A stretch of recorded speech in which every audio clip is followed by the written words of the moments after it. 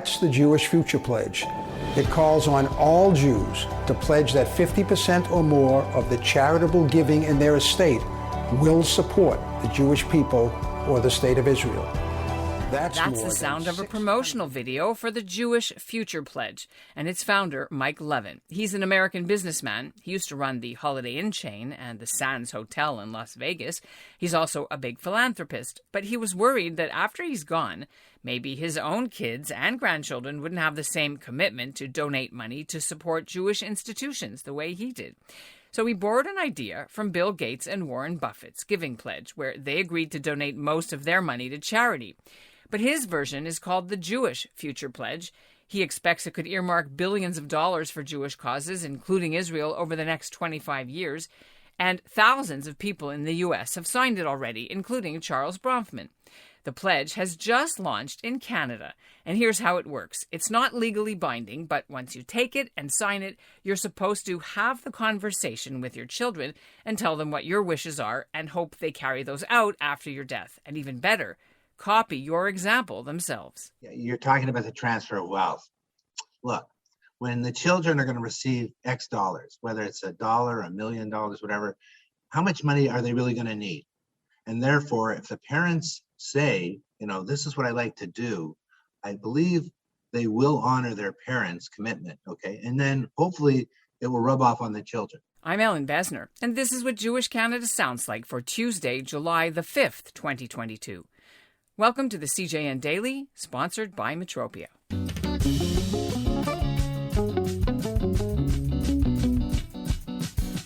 Last month, Toronto philanthropists Warren and Debbie Kimmel hosted about 80 people in their home for the launch of the Canadian branch of the Jewish Future Pledge. The Kimmels are co-chairs, and they've signed it, and so has Wendy Switzer-Miles, who's now on the board. They all grew up with parents who taught them that giving is important, and they say this pledge may help pass that legacy on to a new generation that really doesn't do charity the same way.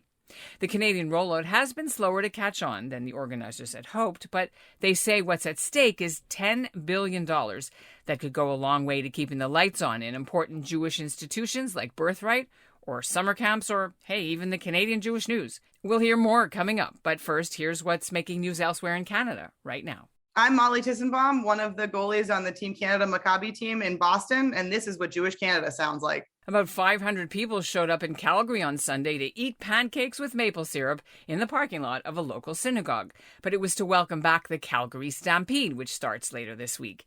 The House of Jacob Mikveh Yisrael congregation teamed up with the Calgary Jewish Federation, and they offered the food and the pony rides and a bouncy castle and country music, and they served up plates of the only kosher Stampede breakfast in the city. And yes, everyone was wearing white Stetsons. According to Marina Siegel, who's on the board of the synagogue, they've been doing this for about a decade, and then COVID interrupted the festivities for 2.5 years. So it was well attended because, as she says, everyone was dying to come out and do something together in person for the annual tradition. And joining me now from Toronto are Wendy Switzer-Miles, who spoke at the launch, and co-chair Warren Kimmel. How did the Canadian branch get set up of this organization? So the Americans started this in Atlanta. A gentleman had 3 sons, and they didn't marry Jewish, but he wanted to leave money to Jewish causes and Israel. And him and his wife were arguing over, should it be 100%, 75%, or 50%? They settled at 50%. And then they sat down with their kids and they said, this is what we'd like to do. We'd like to leave money behind for charities, and we want to leave 50% out of whatever we leave behind. We want to leave it to Jewish charities or Israel. And the concept sort of grew from there in Atlanta. When they approached us a couple of years ago, they said, could Toronto steer this for the first time in Canada? And the UJA Federation asked Debbie and myself to co-chair it, at which point we brought on about 10 people to help us get the word out and to get the signatures. It's a pretty simple method of getting people to commit to whatever they leave behind, no denomination, but whatever they leave behind, 50% should go to Jewish causes and or Israel. And the reason for that in America was that a lot of Jewish people were leaving tons of money behind, not to Jewish causes and not to Israel, but to universities and to museums, et cetera, et cetera.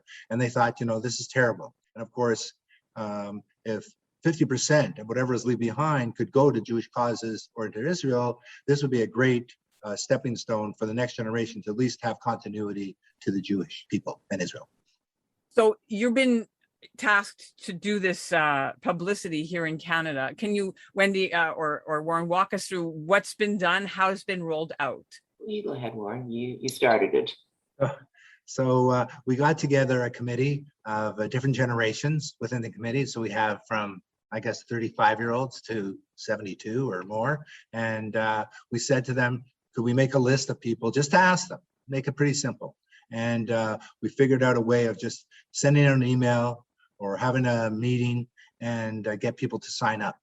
There was some resistance because a lot of people say, oh, you want something from me. No, we don't want anything. We want you to let your kids know, your friends, your family, that you believe in this cause, that you're going to leave, whatever you leave behind in your will, 50% would be to Jewish causes and or Israel. And we don't need a single amount. We're not asking for an amount. We're just asking for the obvious, which is a commitment. And that's really what it is, a commitment, verbal commitment. And no one's going to come after you and say you didn't do it. But if you tell that to your kids and they say, oh, okay, that's important to your parents, then at least maybe they'll catch on and they can be continuous with the thinking and hopefully stay Jewish, be Jewish, give to Jewish causes. That's the key thing, is the moral commitment to Judaism and Israel. A report was done last year that surveyed donors leaving money to estates. And of Jewish donors, only 11% of their charitable giving went to Jewish causes. That's pathetic. Who was going to support in the future the Jewish day schools, the Jewish summer camps, the Jewish hospitals, the Jewish homes for the aged? If we don't support them, who will? So, we have to think of this. We've got many beautiful buildings in our city dedicated for these causes, but who's going to fill them in 25 years? Who's going to staff them? We have to be prepared for that. We can't foretell what our children are going to do. We can only point them in the right direction. Well, we'd like to control from the grave. It's been tried many times, but it hasn't worked in Canadian policy. They've figured a way of avoiding that. But that's really what it's about. But kids who are not from wealthy philanthropy families, they're struggling now, right? So I'm saying, is this Jewish Future Pledge mostly for people who are already big donors for the Jewish foundations and causes? Like, how do we get in? How do the non-wealthy get in? Well, it's definitely not just for wealthy people. I mean, if you want to leave $10, okay, and you're committed to Jewish causes in Israel, you don't have to be wealthy, okay? Just let your kids know. Just let your friends know. That's what it's really about. So it's not the top givers are going to sign. We hope that, everybody on Bathurst Street that's Jewish would like to sign it, okay, because they believe in it. But, if they don't believe in community and they don't believe in Israel, it's difficult for us to win them over. We may have to try other things. So can we talk about the 3 steps? There's the say it, sign it, and then share it. That's their motto. Exactly. So there's a couple of things to unpack. First of all, if you just sign this pledge, it's not legally binding, right? Nope. Yeah, nobody's going to come after your heirs and say, hey, where's the money? It doesn't work like that. It's just something for you. It just solidifies your intention. That's all. And then how does it work with the sign it? You have to go to your will people and your lawyers, right? Or your foundations and make it happen. You don't have to do that. No, but I mean, that's the next thing that you're wanting people to do is you have to actually do it. Yeah, you have to do it, of course. Yeah. There are already people who are endowing, okay, whether it's a $10 pledge or a $20 pledge, okay, they've already endowed things. So they've already committed to that, an endowment on many Jewish charities in Israel, okay? So they're already doing it. So this is a matter of, I just signed a little piece of paper and they can put my name along with all those. Now it's 2,000 or 3,000 in America, and we're working on trying to do that in Toronto. Mm-hmm. And then the sharing bit. My grandfather taught me that you have to do tzedakah anonymously. So that's not the way that the Jewish Future Pledge sees things. They see it as a good thing to tell people you're doing it. How do you navigate that in your own personal way? You have to look at the next generation. If you feel the next generation has a good understanding of Judaism, they don't have to be necessarily Orthodox. They don't have to necessarily be in shul or keeping kosher, but they're Jewish, okay? then I think that's as good as it's going to get. If you're really looking for the ultimate, which is, the future of Judaism, and 1,000 years or 500 years, is going to be conservative Jews and Reform Jews and whatever? I don't think so. So really, this is just to convince the next generation, to show them, okay, that this is what I believe, and hopefully they respect my beliefs. And if they don't at least respect it, they may want to counter, and while I'm alive, to be able to answer the questions to these people that say, I don't feel the same way you do. And I said, well, there's always the other option. What happens if you don't have a strong Israel? Okay, what could happen?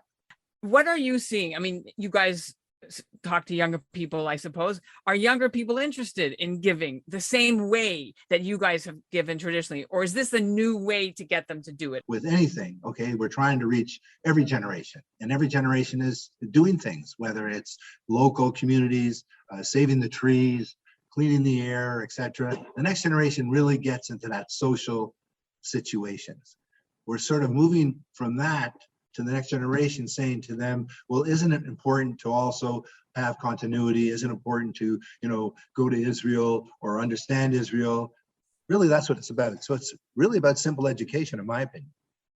Mm-hmm. I mean, so what worked for you guys, which would be these trips, these missions, these galas, do young people give that way now? Or do they do other things? How do they give? Young people do it very different. Yes, young people do it very differently than our generation. So we're considered old-fashioned. You give to a black hole. The next generation is not that interested in giving to a black hole. They're looking for qualitative and quantitative results. So they want to see results. They want to know what's going to happen before they give you the money. Okay, and then they're going to hold you to that and make sure that you deliver on what you said you're going to do. So that's very different than the first generation. But like our parents came in the early 1900s and they built buildings. Did they take care of them? No, they didn't take care of them. That was the responsibility of the next generation to refurbish and take care and endow the next building and generation. And that's what we've learned from our parents. So hopefully the next generation, my grandchildren and children, will have learned something from that and even improve on what we've been doing.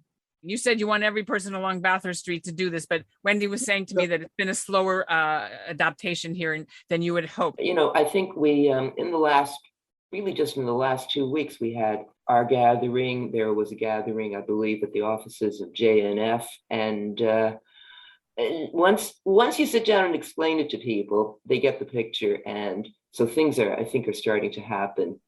Yeah, it's moving along. And that's what Jewish Canada sounds like for this episode of the CJN Daily, sponsored by Metropia. Integrity, community, quality, and customer care. Today's listener shout-out goes out to Joel Hertz of Thornhill. And we'll end the show with a sneak peek from our interview with Molly Tissenbaum. She's a goalie. She'll be on Team Canada as they head to Israel next week for the Maccabea Games.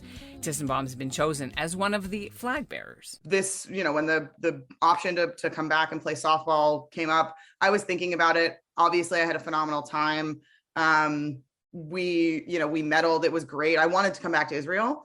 But once there was some sort of momentum on maybe we'll be able to get women's hockey, it was, we were all in trying to make it happen because it's been a dream, for a long time. And it's really going to be something cool to be part of the first ever Maccabi women's hockey tournament.